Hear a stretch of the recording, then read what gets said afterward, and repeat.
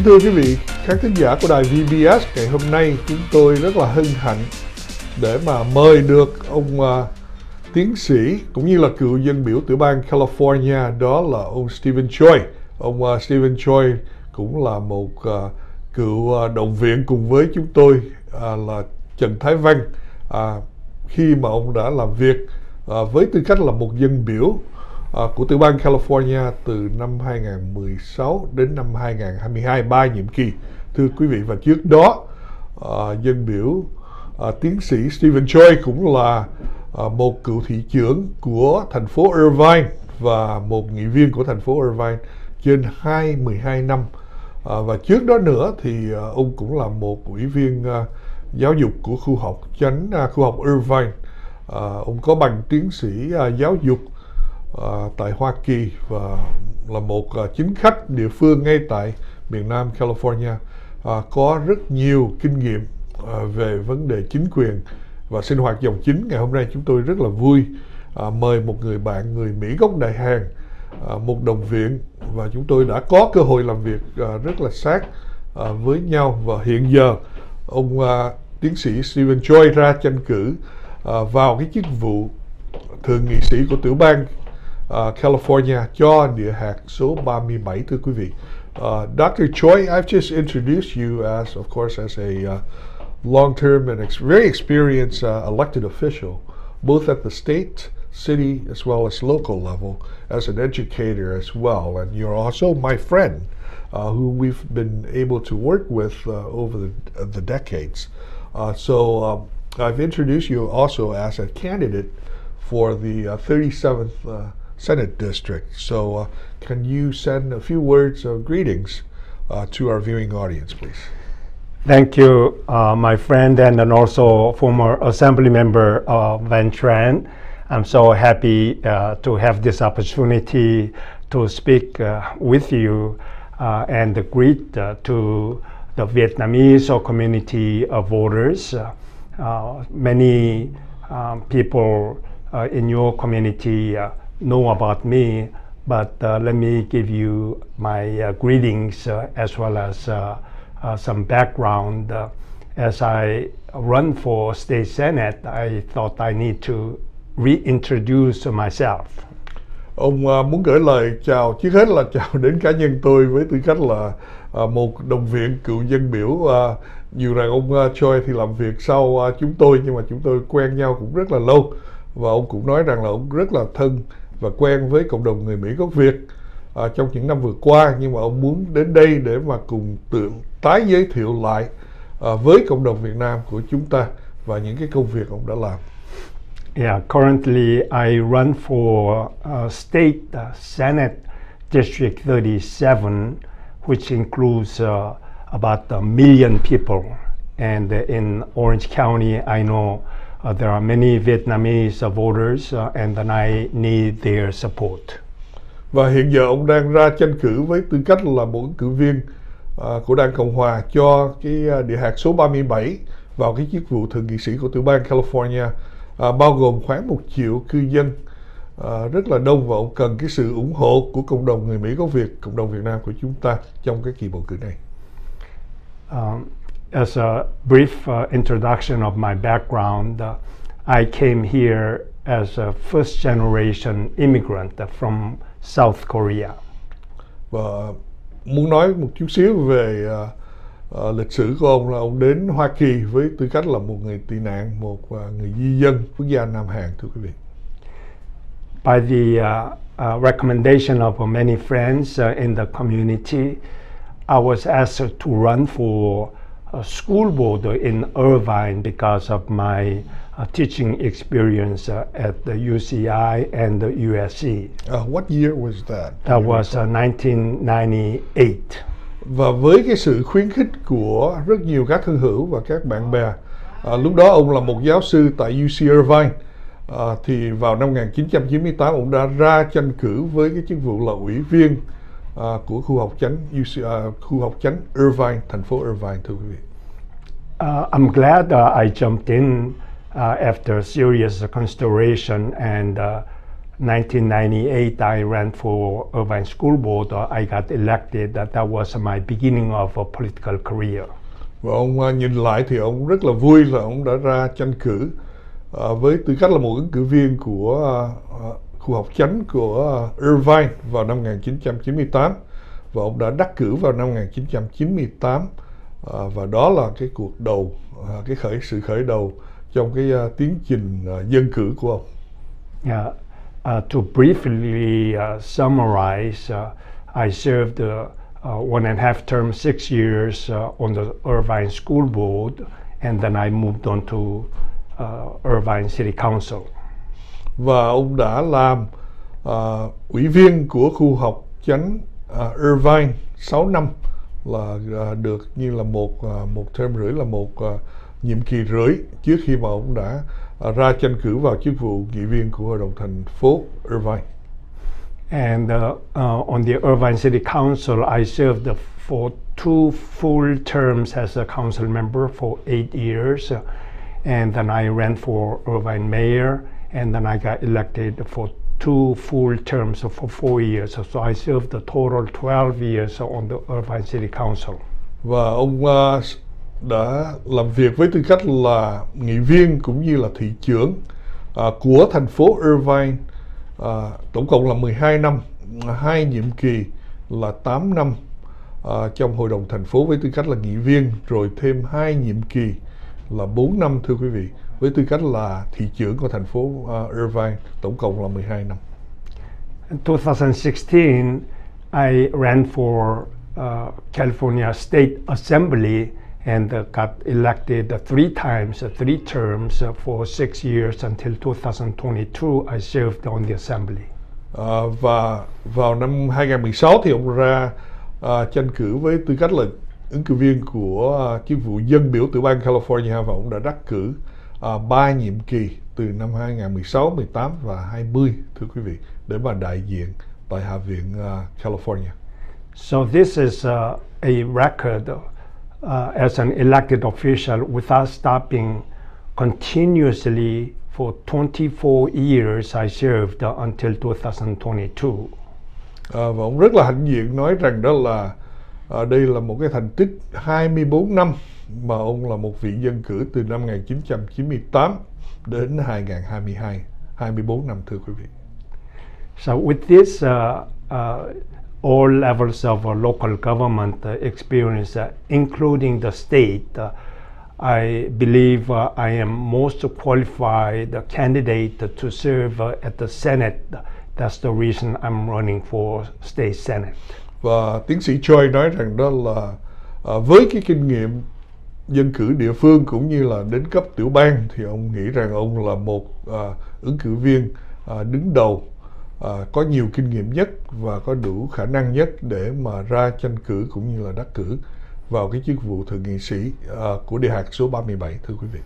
Yeah, Korean community and the Vietnamese community have been maintaining very close relationship in many local activities, and then I know I've been involved with their activities, and then our activities. Vietnamese friends came, and then also you and I have been long time friend.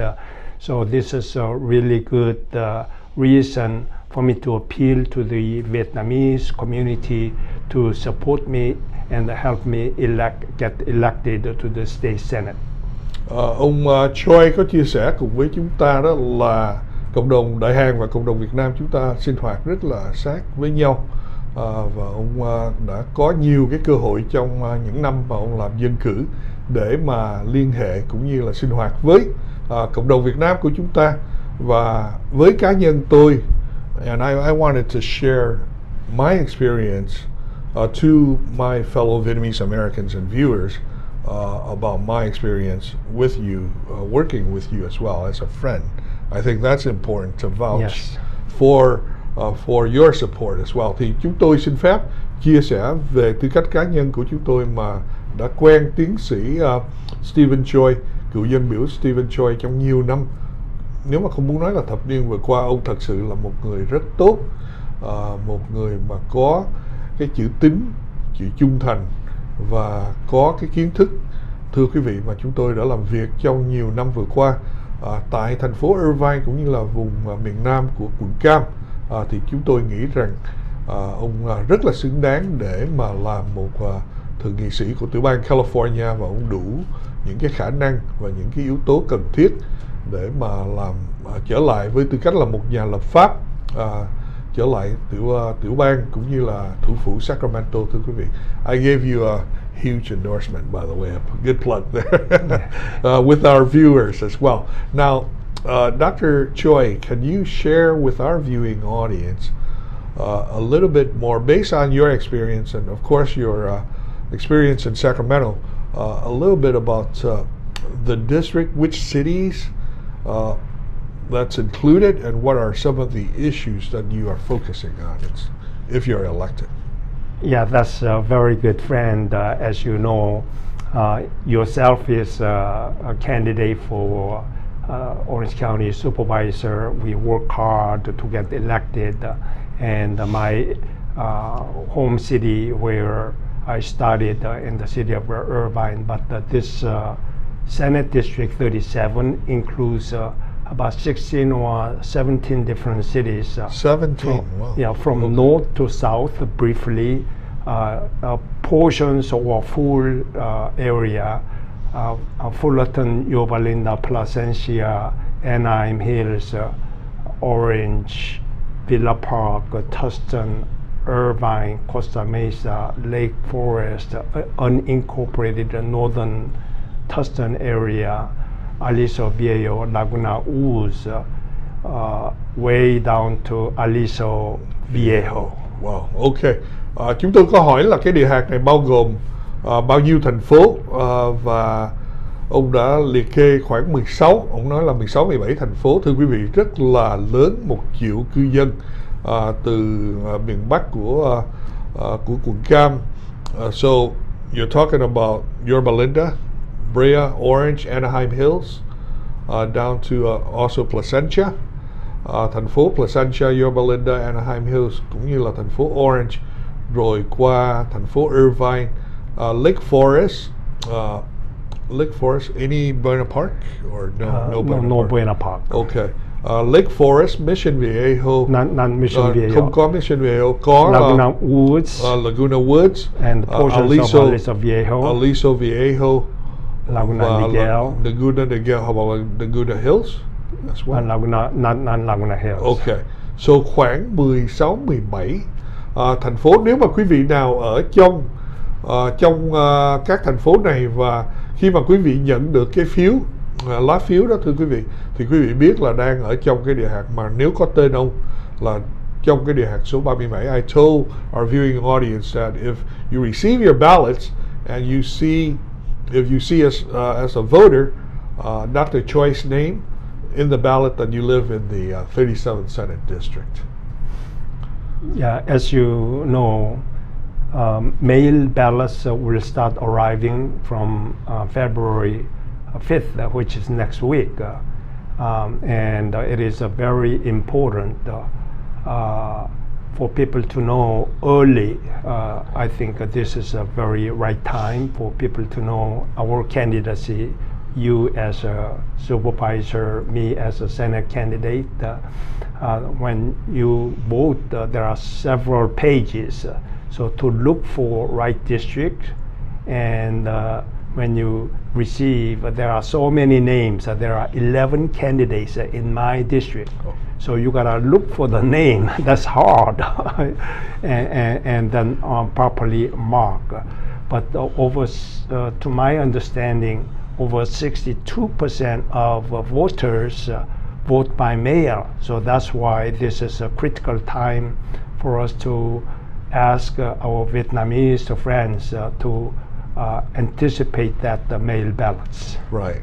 Ông cựu dân biểu Stephen Choi cũng chia sẻ với chúng ta đó là vào tuần tới, thưa quý vị, vào tuần tới là mùng 5 tháng 2 thì bắt đầu các lá phiếu sẽ được gửi về từ văn phòng ghi danh bầu cử của quận Cam, thì quý vị sẽ nhận được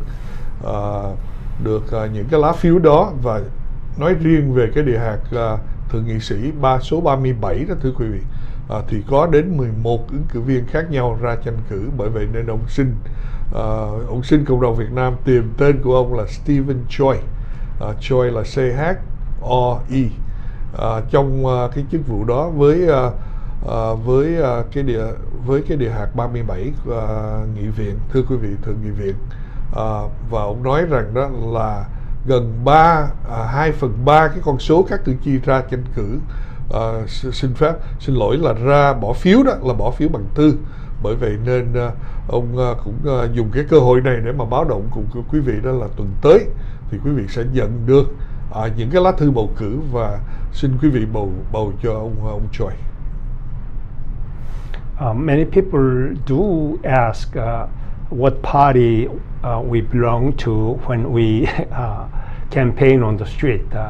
For the record, I'm a Republican, just like you are, but this primary, California's primary election is an open primary, meaning that regardless of your party belonging or affiliation, you can vote for the best candidate of that district, so that the first top two candidates will be retested, rematched at the general election.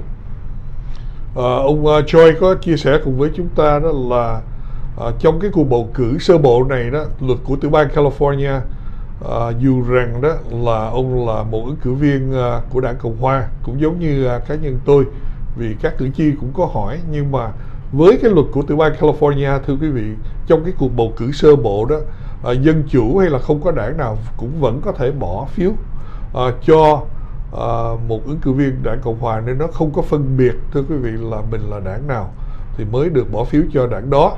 Bởi vậy nên ông xin là quý vị có thể tìm tên của ông trong cái lá phiếu nếu mà quý vị ở trong cái địa hạt số 37 để mà bỏ phiếu cho ông và không có phân biệt đảng phái, thưa quý vị. Yeah, you may know my district has 11 candidates, 7 Democrats, 4 Republicans.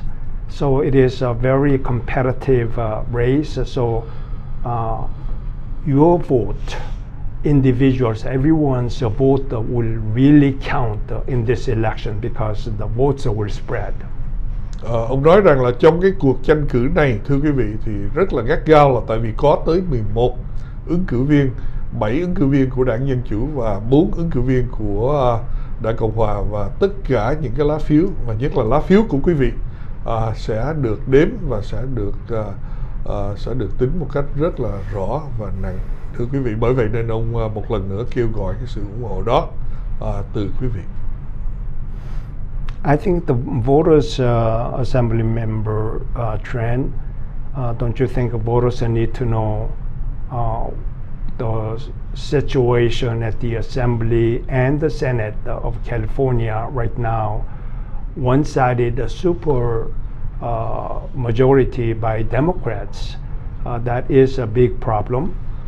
Certainly. So, ông Choi có muốn trình bày cùng với quý vị đó, hiện giờ là đảng Dân Chủ tại thủ phủ Sacramento, Hạ viện cũng như là Thượng viện, là họ nắm cái phải nói là cái khối nhà lập pháp, thượng nghị sĩ và dân biểu một cách phải nói là super majority, là khối đại đa số, thưa quý vị. Bởi vậy nên đây là một cái vấn nạn, một cái trở ngại, tại vì khi mà chính phủ mà là một độc đảng đó, một đảng mà nắm hết toàn quyền từ bên hành pháp cũng như là lập pháp đó, thì họ sẽ ra giới thiệu những cái chính sách rất là không có phản ảnh toàn tiểu bang hoặc là cái nguyện vọng của toàn tiểu bang. I've just explained to our viewing audience that given the fact that the Democrats control both the Assembly and the state Senate with a supermajority, they have, and also with the executive branch as well,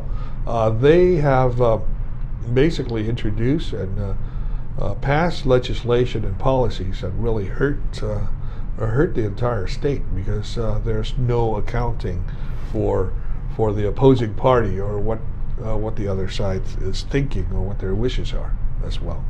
Yeah, the voters need to understand how important the balance of power has to be about the equal. When you were serving at the assembly, you said there were 35 Republicans, but right now, out of 80 seats, only 18 are Republicans, and out of 40 seats, only 8 are Republicans. So that's about 80% of Democrats are occupying both houses, upper level Senate and then also lower level Assembly. So this does not give us a fair chance to debate good policies, good bills.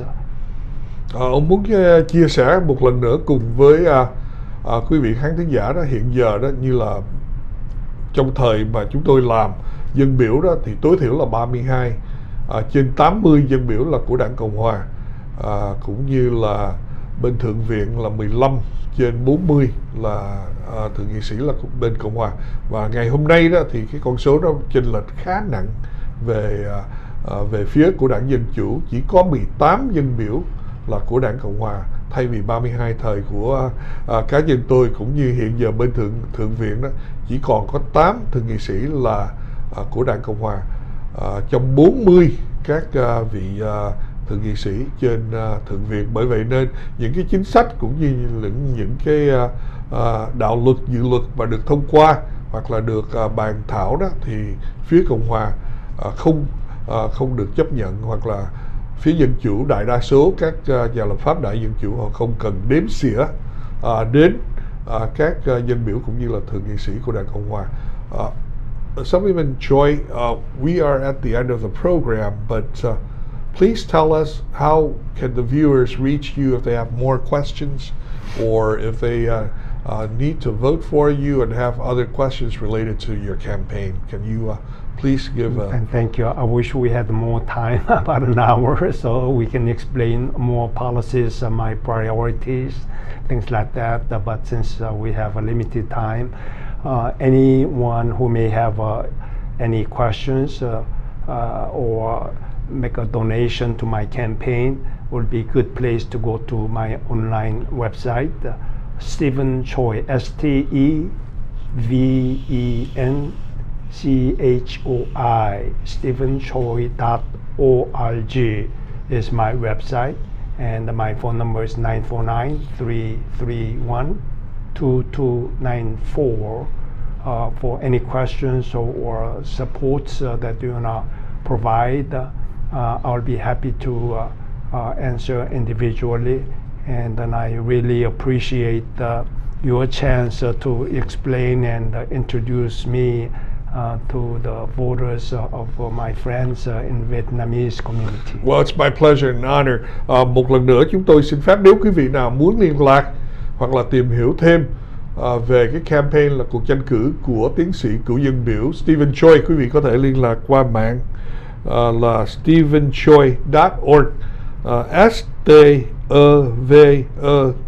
STEVECHO và .org, stephenchoi.org, hoặc là liên lạc trực tiếp với tiến sĩ Choi qua số điện thoại 949 331 2294, 949 331 2294. Đến đây chúng tôi đã hết giờ và chúng tôi phải tạm ngưng tại đây. Rất là cảm ơn quý vị đã theo dõi chương trình, và xin quý vị ủng hộ cho thân hữu và bạn của chúng tôi, đó là tiến sĩ cựu dân biểu từ bang California Stephen Choi vào chức vụ thượng nghị sĩ địa hạt số 37. Thưa quý vị, ngay tại trường Cap. Một lần nữa cảm ơn quý vị và xin kính chúc quý vị một ngày vui vẻ và ấm lành cùng với gia đình. Xin chào tạm biệt.